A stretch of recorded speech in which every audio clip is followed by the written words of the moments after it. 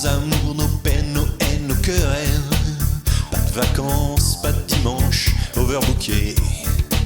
Faut qu'il assure, toujours présent à l'appel. Pourtant il aimerait se faire un peu moins prier.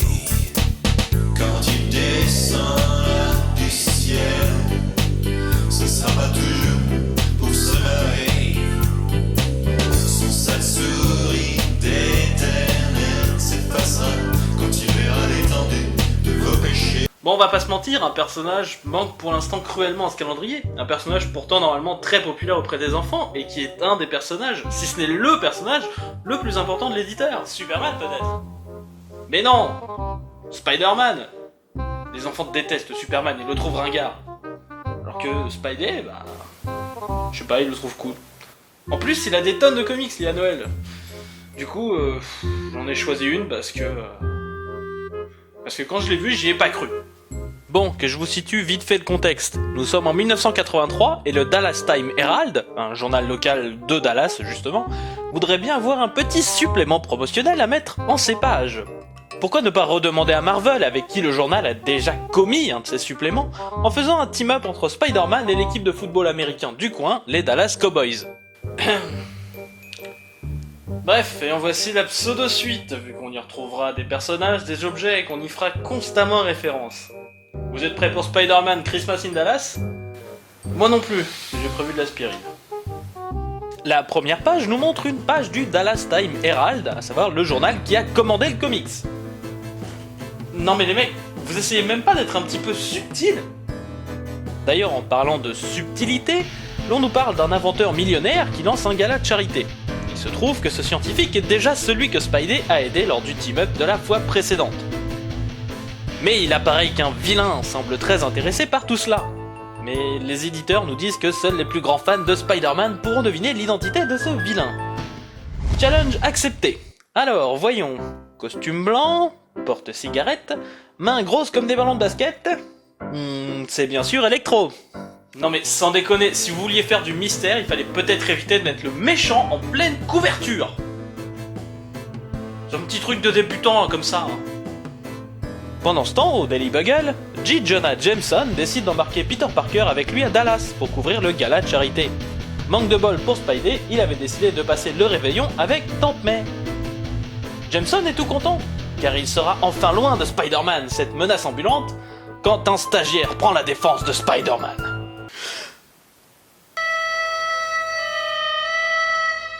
Pour éviter aux stagiaires de se faire hurler dessus par le grand méchant Jameson, Parker se transforme en Spidey et le colle à la chaise avec sa toile.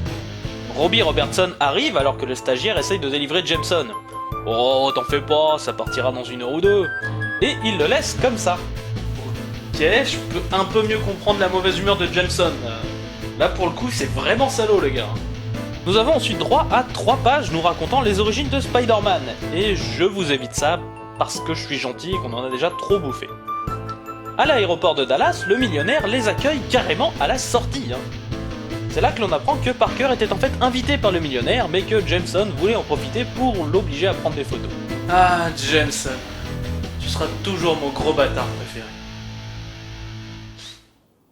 Et pendant que Peter porte tous les bagages, il en profite pour expliquer qu'il a recréé son engin antigravité de la dernière fois. Mais pourquoi il y a autant de continuité entre 2 numéros promotionnels d'un journal ? Bon, nous voyons ensuite un Père Noël arriver en voiture pour le gala. Mais un tronc d'arbre est sur la route. Il descend pour le pousser, mais le caïd arrive pour l'assommer. Ok, alors les auteurs ont généralement 2 façons de dépeindre le caïd. Soit il s'agit d'un mafieux un peu bruto certes, mais avec un gros code de l'honneur, soit il s'agit d'une brute décérébrée qui ne cherche qu'à faire le mal. Je vous laisse deviner quelle version on a ici. Garçon, une aspirine, et bien corsée s'il vous plaît. Et devinez qui apparaît ensuite en costume de Père Noël, le rendant totalement ridicule. Garçon, elle vient cette aspirine? Merci.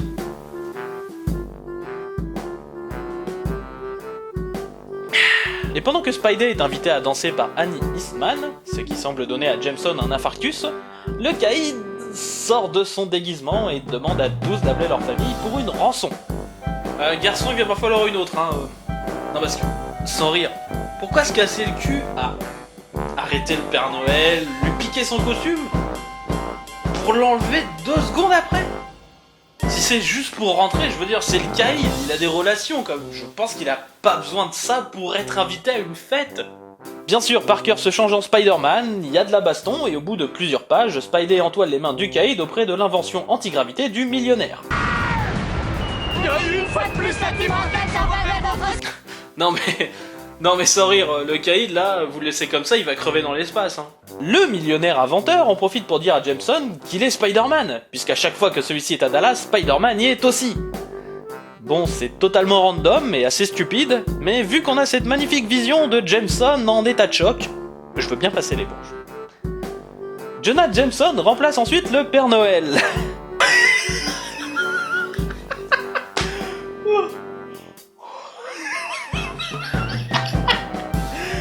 Sans rire, c'est super bon pour la déprime.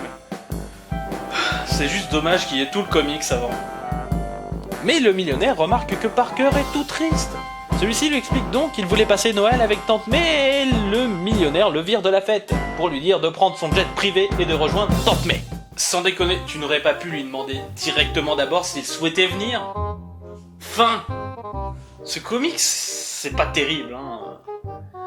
Il a des qualités humoristiques, hein. Seulement, elles sont totalement involontaires.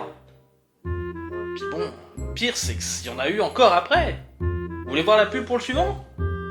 Spider-Man, Firestar et Iceman, présents emballés de casse-noisette?